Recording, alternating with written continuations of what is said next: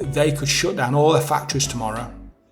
They could disappear for 5 years, and then they could open up again and people will still remember who they are. That's the power of a brand. Profit Pilot. Welcome to my video series on how to start and grow e-commerce businesses. So I'm just going to go over 3 very basic e-commerce models. One is a popular one because it's advertised all over social media, is dropshipping, and it's advertised or promoted as a very easy way to get started in business and e-commerce.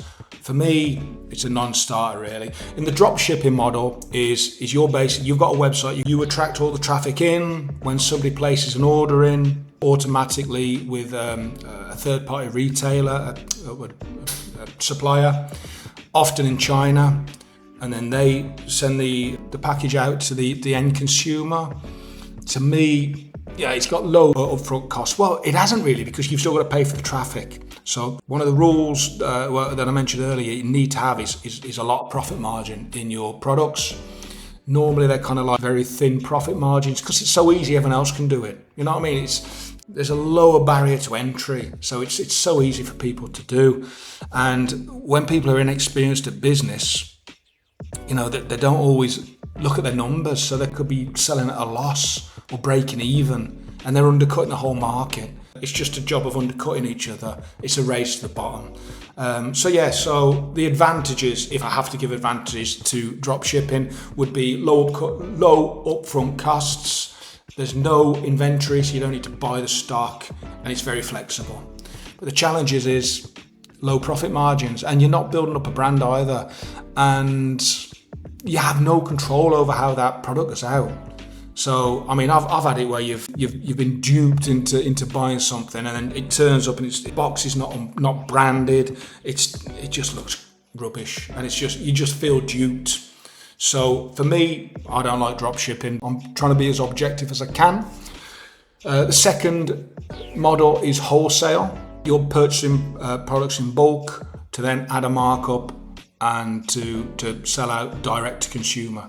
So you've gone from that B2B to a B2C. Advantages, yeah, you've got higher profit margins, and you've got better quality on how that product is delivered to the end user and the shipping and stuff. To me, it's better than dropshipping. I wouldn't consider dropshipping, but wholesale, yeah, that's not as bad. The downside, it takes a lot more investment because you've got to buy the stock, you've got to store the stock. And what happens if you don't shift that stock? You've still got to pay for the storage. So yeah, and then the third model, which is my preferred model, is private label or manufacturing.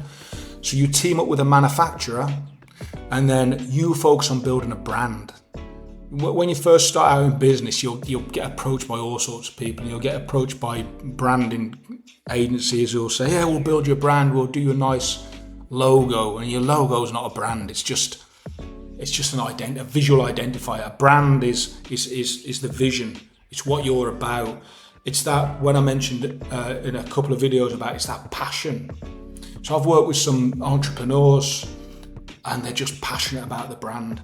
They will reduce their revenue and their profit so it won't damage the brand. So and when you get to that level of thinking or philosophy, that's when great things happen. You've got complete control over your product, how it goes out, how it's communicated, and you're building up a brand which is much more valuable. So down the line we'll talk about business equity, because it's always nice to have the option to sell your business. The downside with this approach is it requires a lot of investment, because the manufacturer is going to want some commitments, he's going to want some money up front. You've got to manage production, quality control, logistics, bits around that, but really it's the brand that you're building. So I want you to start thinking about, you're not building an e-commerce business, you're building a database, a digital database. You've got an email list which is attached to a brand, and a brand is so powerful. Like Coca-Cola, they could shut down all their factories tomorrow, they could disappear for 5 years, and then they could open up again and people will still remember who they are, because people remember Coca-Cola. You know, that's the power of a brand.